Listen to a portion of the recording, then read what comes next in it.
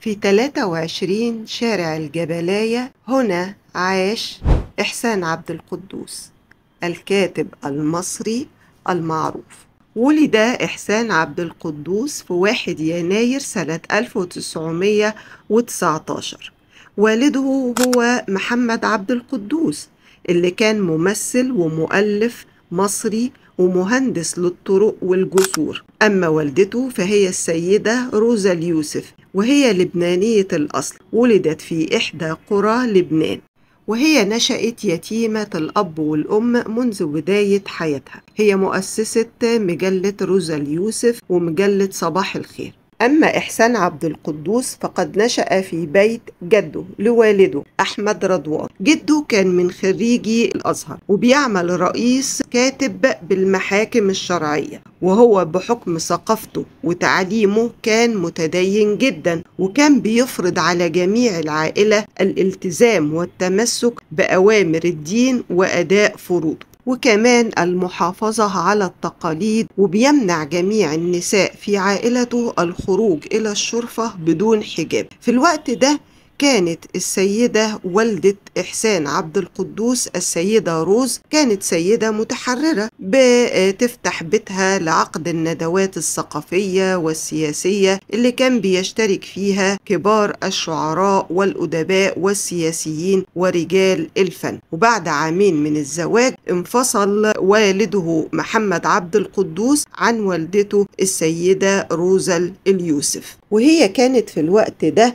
حامل بإحسان في شهرها السابع، وبعد شهرين وضعت مولودها. وفي نفس الوقت قرر جده الشيخ أحمد رضوان أن يتولاه بالتربية والعناية بدلا من والدته التي قررت المضي في طريق الفن والشهرة. وبكده نشأ إحسان عبد القدوس في بيت جده، حيث وجد صدرا حنونا يعطف عليه، وهي عمته التي أحبته حبا شديدا بلا حدود. وكان إحسان بينتقل وهو طفل من بيت جده لبيت والدته السيدة روز اليوسف، فكان بيأخذ الدروس الدينية التي ارتضاها له جده من علماء الأزهر أصدقاء جده، وكان بيحضر على النقيض ندوة أخرى عندما يزور بيت والدته السيدة روز اليوسف. فكانت الدروس الدينية في بيت جده والدروس المتحررة في بيت والدته روز اليوسف. تلقى إحسان تعليمه في مدرسة خليل أغا بالقاهرة سنة 1927، ثم انتقل إلى مدرسة فؤاد الأول بالقاهرة سنة 1932. بعد كده التحق بكلية الحقوق بجامعة القاهرة وتخرج منها عام 1942.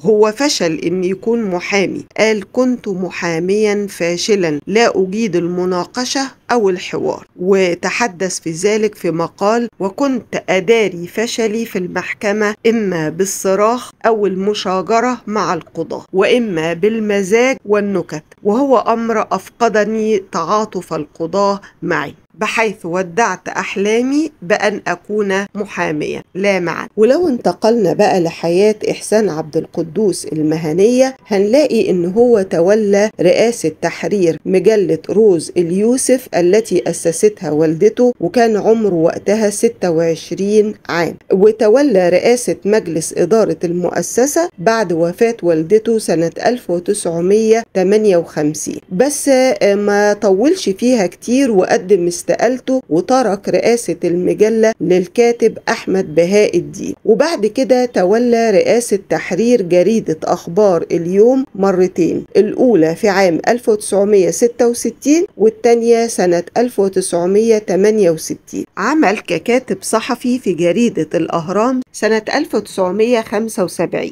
عين رئيسا لمجلس إدارة مؤسسة الأهرام، واستمر يشغل هذا المنصب حتى عام 1986.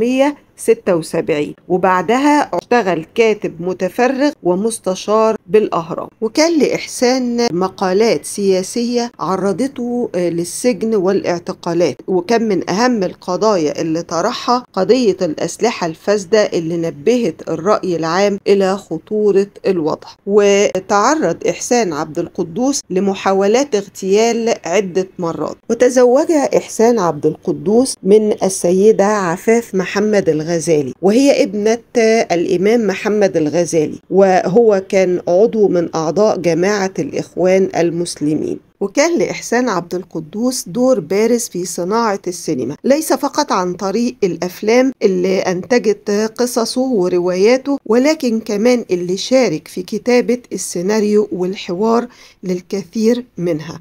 فده كان على النقيض من الأديب نجيب محفوظ، فهو لم يكن يؤمن بأن صاحب العمل الأدبي الأصلي لا علاقة له بالفيلم أو المسرحية التي بتعد من عمله الأدبي. ووصلت عدد رواياته اللي تحولت إلى أفلام ومسلسلات قرابة 70 فيلم ومسلسل سينمائي وتلفزيون، منها اللي اتعرض ومنها اللي لم يعرض، ليتربع بذلك إحسان عبد القدوس على عرش أكثر كاتب روائي له أفلام ومسلسلات في تاريخ السينما والتلفزيون المصري، لا ينافسه في ذلك إلا الأديب نجيب محفوظ. ومن بعض بقى أفلامه اللي كلنا حبيناها له: فيلم الرصاصة لا تزال في جيبي، فيلم لا تطفئ الشمس، إمبراطورية ميم، أبي فوق الشجرة، وكمان أنف وثلاث عيون. ودي كانت من أشهر الأفلام اللي إحنا كلنا حبيناها والروايات اللي حبيناها لإحسان عبد القدوس. يا رب تكون جولتي عجبتكم، والمعلومات اللي قلتها لكم عن أديبنا إحسان عبد القدوس تكون نالت إعجابكم، وإن شاء الله أشوفكم في جولات جديدة. وما تنسوش إن أسرار وحكايات وسط البلد معايا أنا مولي الحشاش. باي باي.